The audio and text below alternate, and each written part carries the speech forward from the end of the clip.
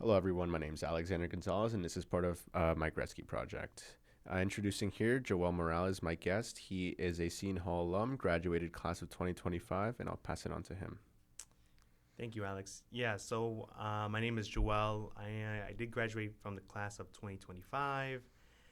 I was very active on campus. The main thing I was a part of was a club called Alpha, the Association of Latino Professionals for America, and I did serve as the president at one point. And I was always really big in volunteering and giving back to the community, and so that's why I'm here again to be back to give some advice and hopefully help someone out that's also going through I guess the career space in terms of in terms of mentorship, finding advice about recruiting wise and things like that. So like I said again, thank you, Alex, for the invite. Yeah, no problem. It's my pleasure to have you. So, mentioning a little of where you are right now, you are at Moody's, and you do specifically, what is it? Credit rating. Credit ratings. So, could you talk about how, it went from alpha, starting as an alpha student, no internships to, ending up full time at Moody's? A little Mhm. bit about your background here.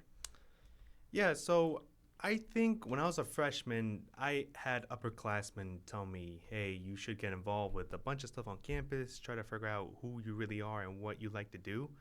And so I did a bunch of experimenting really, and I think what stuck out to me was alpha mainly because I think the main point for me was to get a job because Seton Hall is expensive, and so I really wanted that return on investment, and so I joined the club.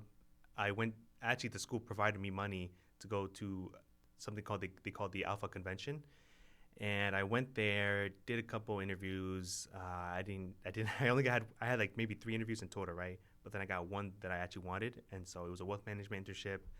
And then I did that, and then I went to convention again. The school helped pay for me like again as well, and then the cycle continues really. But essentially, did a handful of internships, and at one point I told myself, you know what, I received a lot from not only from the school, but from the community and the people that was helping me along the way, and so I really wanted to give back to the community, and so the best way I thought of doing it was becoming chapter president of Alpha Seton Hall, and it's just trying to bring that back and make it better really. And so, and if you look back now, you guys have made a lot of progress. I think you're on the e-board as well, and so Yes. I really do appreciate you guys just keeping that mission going forward because the main motto too, right? It's Alpha Seton Hall hazard sets forward, right? And so yeah, I just like I said, I love volunteering, and now I really want to give back. And like I said earlier, I just want to help you guys help students because I know it's tough, right? Especially in the job market, it is bad. People are graduating, they can't get anything really, and so hmm hopefully this stuff I'll tell you guys will help you guys, I guess, go forward. So And jumping off on what you were and your ending point, not the scarcity of jobs right now, and a lot of undergrads going to that grad, maybe going to that master's because they can't find employment. What's that one, or what are a couple signals that you're seeing for why the scarcity in employment is such a big thing right now? yeah, I think the main thing is just how squeezed the economy is right now, really, because obviously AI is being hot right now, right?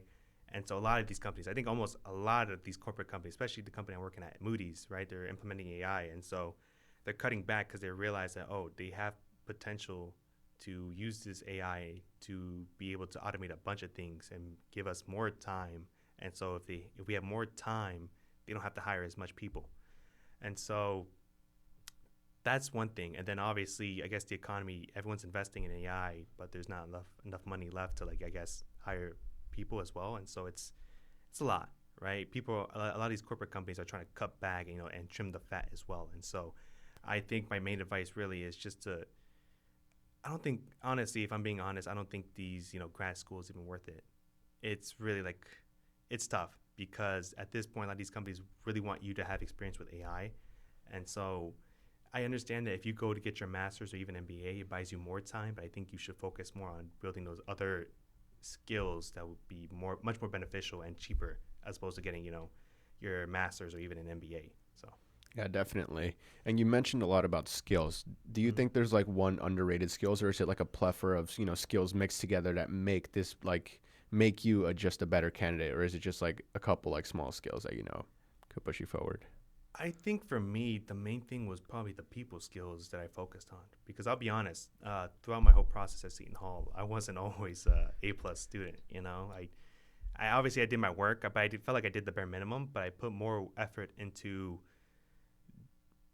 participating in a lot of stuff on campus, but I focus a lot more on stuff that's out of campus, right? Joining other events like in New York or even like I don't know another major city, and just talking to people really.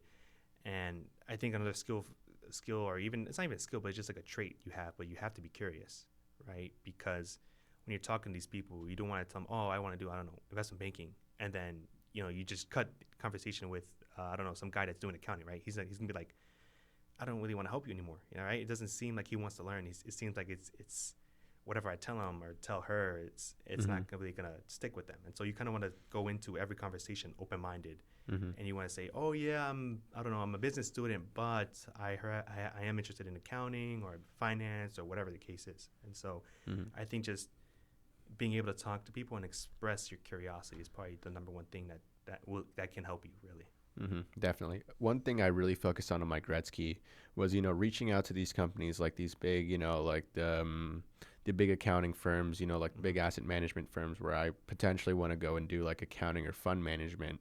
And one of the things I talked about was, starting to talk to people who maybe aren't in that fund accounting or like do other jobs in there, like administration. Do you recommend that for someone who's, trying to network, trying to get into these companies to just also do that as well to try to get a, like a view on the company instead of just seeing like the one way and like the only thing I want?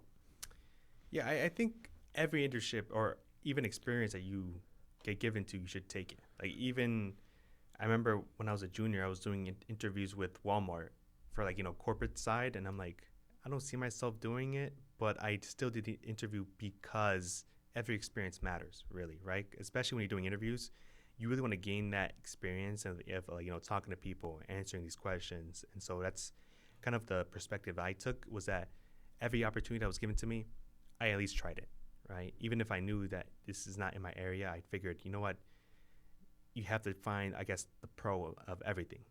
And so that was I think the mindset people should have, Yeah. really, especially if they don't know what they want to Mm. do, Like, right? don't knock it till you try it. Exactly. So, Yes. And pivoting a little more, um, you talked a lot about like the people skills and you going to these events in New York, as a freshman or I mean sophomore, junior, and even in your senior year, and these events really develop your networking skills. Are there any like any advice for like those people who are nervous, thinking about like, oh hey, that's a Goldman Sachs yeah. executive or an MD or like an associate, like what do I do? Do you have any advice for those people? Yeah, I remember I used to be the same way, right? I'm still am introverted, by the way, and I get a lot of people tell me, "Oh, you don't seem introverted," but in reality, yeah, I am, you know. But I remember the first event I had that I experienced on campus was a Goldman event, and it was I think through Hall Street Fund and Alpha and maybe a handful of other clubs. But I remember I bought my very first suit before that event, I think 2 days before the event, right? Tailored it and everything because it's Goldman, right? And I remember going up the elevator and I'm like, I guess I'm kind of sweating. I'm like, dude, I'm kind of nervous, dude. Like, I don't know what to say if I talk to these people. Hmm. And so it's natural, I think, to be nervous. And I think I have people tell me, oh, if you're nervous, that means it's good. That means you actually care, right? And so I think it's natural. Hmm. And so my main advice is just keep doing it, even if you're uncomfortable, because you'll get better at it eventually. Hmm. But I think the biggest mistake that people have when they're networking is they're not making it really intimate in the sense that they make it very transactional, right? Because even if you go to these um, career fairs on campus, right, you have these students say, "Hey, my name is I don't know, blah blah blah blah blah blah blah. I do this X Y Z, majoring in I don't know comp sci." Right? It sounds like it's very transactional and it's very repetitive, right? Like very robotic. It doesn't sound and doesn't even feel natural, Hmm. right? And I think that's what you should focus more on. Is just by doing more, you'll get better at expressing yourself and who you are. Because at the end of the day, when they hire you, they're not going to hire you just because you're good at what you do, but because of who you are as well. Because oftentimes they're going to work 8 to 10 hours or whatever with you, a lot of hours, and Hmm. so they want to be able to work with somebody that's not also you know good at what they do, but good to be around with, or even for front office roles. The mindset that they have, right, for the manager is, can I put this kid or person in front of a client? Hmm. And so that's why these interpersonal skills are really important today. So Hmm. I really appreciate you saying that. It adds a lot to, what I really discussed in on my Gretzky, not everything's always going to go right, but you have to put in the effort. Right. And in my scenario developments for my foresight, I had my best case scenario where everything goes right, but Yeah. that's probably not what's going to happen. Hmm. But in like my okay scenario, like where I can see myself actually going, I put that I will encounter failures and, Right. failures are coming, like there's going to be interviews where I just don't click. Could you talk a little more on, sometimes where, something just didn't click that you maybe wanted, but in the end you like saw it through? Yeah, I think I had my fair shares of disappointment. I'll be honest, right? I remember doing a couple of interviews, even final rounds for these big firms I really wanted to get into. Right? I was saying, "Oh, I'm gonna get it." I was trying to manifest it. I was, doing everything I can really to succeed. But at the end of the day, some of those interviews I did, I didn't go through. And there were a handful of times where I felt disappointed. I'm like, why? Or even, it hurt me a lot, right? But then I came over it, I think, eventually because there's always going to be opportunities out there, right? Because although I didn't get those other, the first, I guess, main um, internship that I wanted or full time I didn't get, I was still able to get other opportunities. And so I don't know, it's a bit tricky because sometimes you think you want your dream job, but something else pops up. And so what I'm doing now is credit, right? And I enjoy it really. And so I think the way I view it is, you know what, it's part of the process, right? You're not everything's gonna go your way, but I think you just have to control what you can do.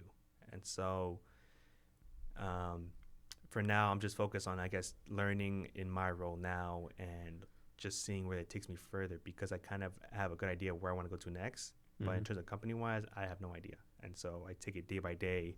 And that's the way I look at it. And I think that's the way a lot of people should look at it too because if you're focused on one thing, right, it's almost like I said earlier, you're gonna just be narrowed on one thing, but you still Hmm. want to be open to other options. And so, Definitely keeping the book open. That's something, Shannon says like every exactly, day. The final slides, yeah, like think different. uh-huh. Think different for every day.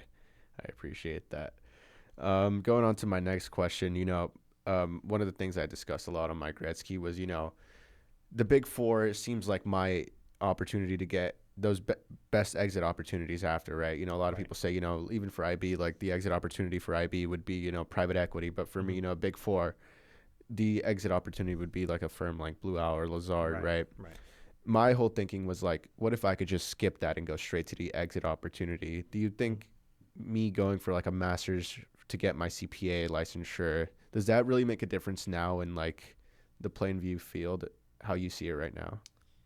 Honestly, well, I said this earlier, right? I don't know if masters or even MBA is even worth it because the biggest disruptor is AI, right? Especially in Mm-hmm. my job, I might not be able to model certain scenarios, right? For like, when I'm forecasting, projections or anything, but I do have like a co-pilot where I ask them questions about, oh, hey, if this company's going to issue debt or whatever, what is the outcome and how do you really model that into the situation or even into the model? And so at that point, it's like you already have a partner or even like a mentor or even buddy through Mm-hmm. Copilot, Mm-hmm. right? So if you get your CPA or even a master's or whatnot, I guess it benefits you like on paper, but in reality, I think you should be more focused on actually being versatile and using these AI chatbots or whatever that Mm-hmm. the company provides to you. So, Definitely. And that pivots to my next question. mm. So you'd mentioned that Moody's, you guys use a lot of AI and it's been like a big force to like push AI into your work.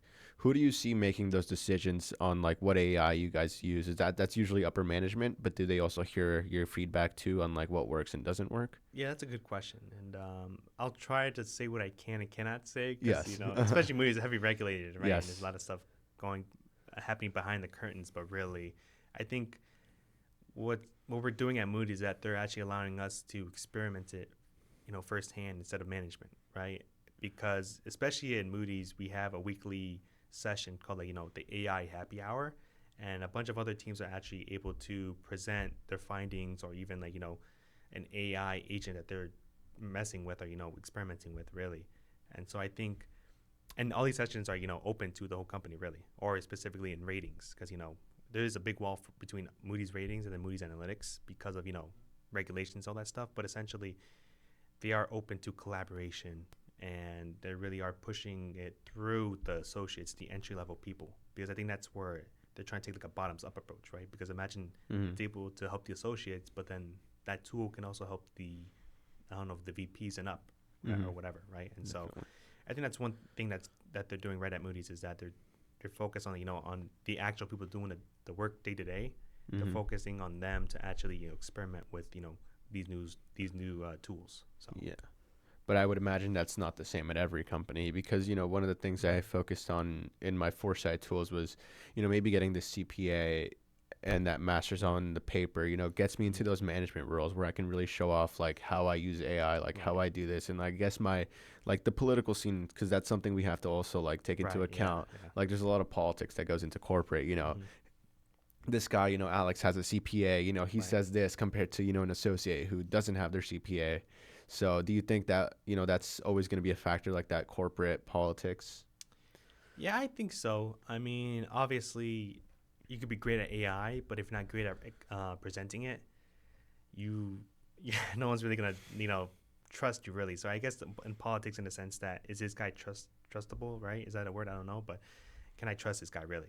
And Mm-hmm. so I think politics kind of plays a role into it.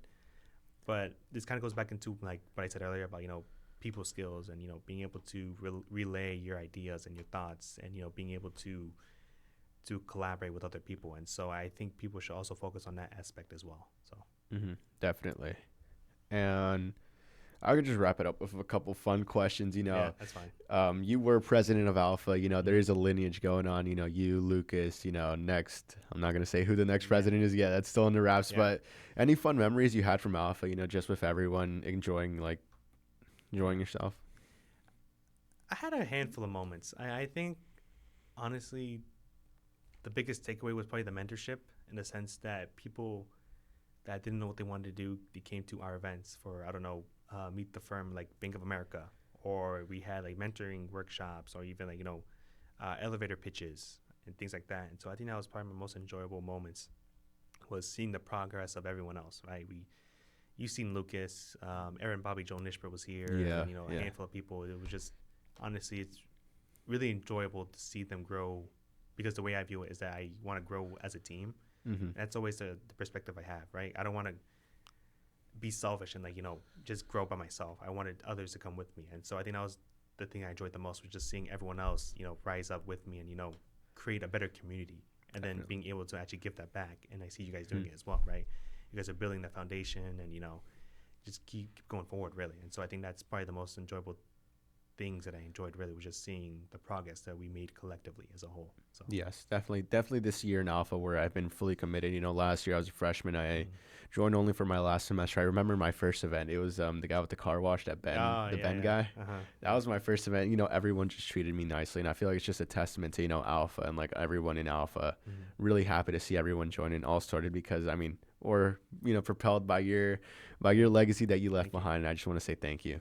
No problem. Yeah, it And was always a pleasure. I yeah. mean, time flies. I remember when I was president, obviously having leadership role, especially like with Alpha, you've seen it. It's kind of hard because everyone Mm-hmm. has different ideas, right? Like, oh, should we take a more professional approach, or should we take more of a building like a community approach, right? Mm-hmm. A sociable approach. And so I think it really depends on who's president. It's just finding the right balance. But I think what you guys this year was really good in a sense that you guys build that community, because I think that's also important, because you want people to come back, right? Mm-hmm. The main thing is retention, really. Mm-hmm. And so that's how you keep and retain and build talent. And so, like I said, you guys are doing great, and I really am looking forward to the progress and the achievements you guys will do next year. So Thank you so much. That'll be a wrap on the podcast, everyone. I just want to say another thanks to our very well and amazing guest, Joel Morales. Thank you, guys.